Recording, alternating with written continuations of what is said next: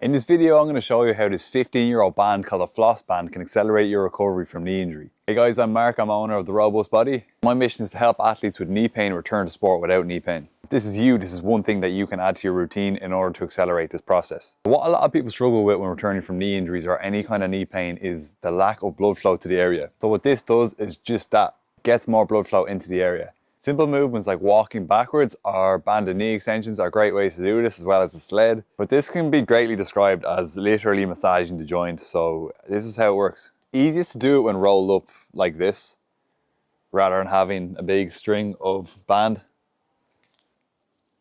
But regardless of how you choose to do it, you want to find this bone here, just below the kneecap. You're covering the previous rotation. And then from there, you're just moving up in a way that you can cover the whole kneecap. So moving up, moving up, moving up, and you don't want it to be too tight to the point where you're getting pins and needles, but you don't want it to be too loose either, because it's not going to work then. I would suggest erring on the side of tightness rather than looseness, but if you're feeling any pins and needles sensation, just get it off and try again.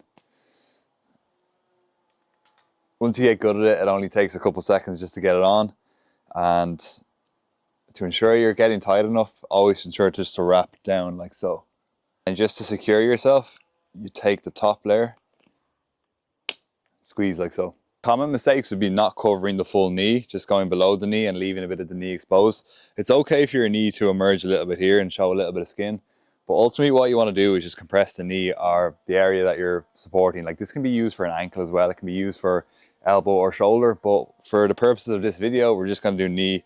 And in that case, you want to be covering the whole knee if that's what's the issue for you. From there, the goal is just to get a bit of movement in. Because we work at the range that's pain-free, you only want to work to a range that is going to support that. So for a lot of my athletes, I get them to do some deep squats. If they don't need a chair, great, they can do it like so. But if this is a step too far, even just moving like this, doing a little bit of jogging on the spot, walking backwards is a great option. Anything that's ultimately going to promote blood flow to the area is great. And for this example, I'm just going to do 25 squats. If 25 squats is painful in this position, you can use a chair to take a lot of your body weight. And what you're just doing is bouncing for, let's say 25 reps until it sucks basically. And once you get 25 reps in, I'm just going to do a few more here for the purpose of the video.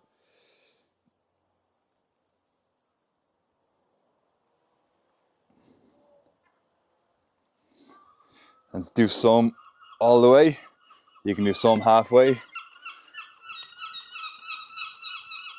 Sorry about the seagulls, guys.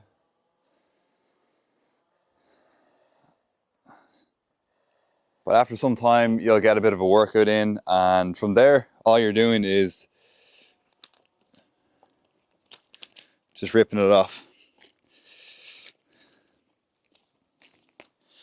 You'll feel the blood rushing into the area.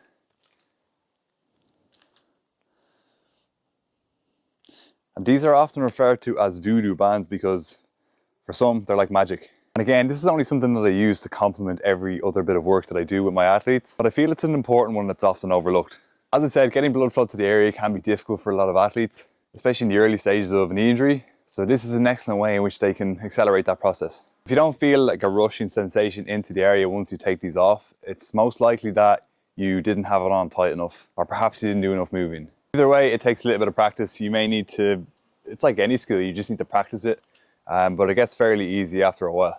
So oftentimes I get my athletes to do this every day. So just to get a little bit of light blood flow into the area, the worst thing you can do sometimes with an injury is not move it at all. So this is just a great way to get some movement in on an off day. But it's not only just that, you can use this as part of your warm-up. If you've had knee injuries before, or if you want to just get a better way to warm up your knees than you have previously done, this is just an excellent way to do it. The same scenario I just showed you, you can just do some squats, you can just do some light movement.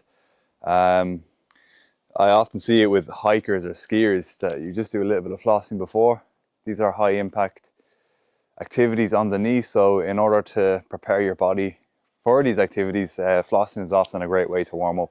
For me personally, I play rugby, so if I were to play a rugby game, maybe you have a sore knee the next day, it's natural, it cannot be avoided no matter how much preparation you do. Sometimes you're going to pick up a knock on the ankle or the knee, for example, and in that case you can do some flossing on your recovery day. Again, as great as flossing is for creating some short-term relief in the area and accelerating blood flow to the area, the most important thing we can do is the actual work in between. So this is by no means a substitute for a lot of the work we would do to rebuild the knee, but it's absolutely a great addition to that work.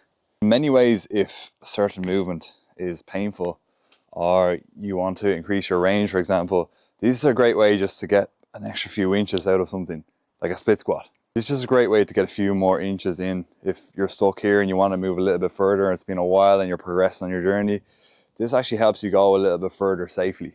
You can also use these in the case of a tibialis raise or a hip flexor raise to just get some measurable weight in. I usually do my tibialis raises against the wall, so it can be difficult to measure how far I am away from the wall and if I am putting my body under more load than I was last week and the week before that. So a great way to do this is actually put a dumbbell on the foot, attach it with a floss band.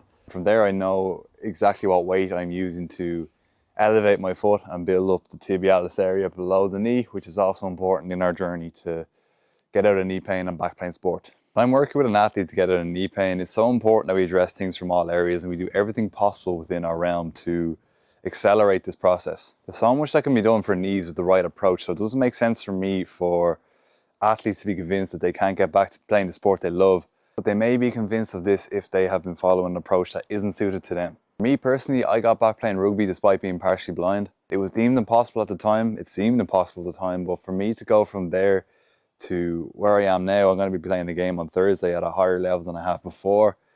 It's incredible for me to say that, but it also just displays that the body is so adaptable, and also there's a lot we know about knees in particular that we didn't know 20 years ago. And this is just one way that we can accelerate that process and do everything in our power to get back to playing sport without knee pain. And if you want to see some more exercises that can help you to build strength in your knee, to get out of knee pain, and to build strong knees to get back playing the sport you love, sports puts a great demand on the knees. So if you can build your body's capacity to deal with these demands, you're putting yourself in a great position. As I said, exercise science for years said that you shouldn't put your knee over your toe like this, for example, during exercise because it puts more pressure on the knee. Yes, it puts more pressure on the knee, but we need to learn how to handle that pressure.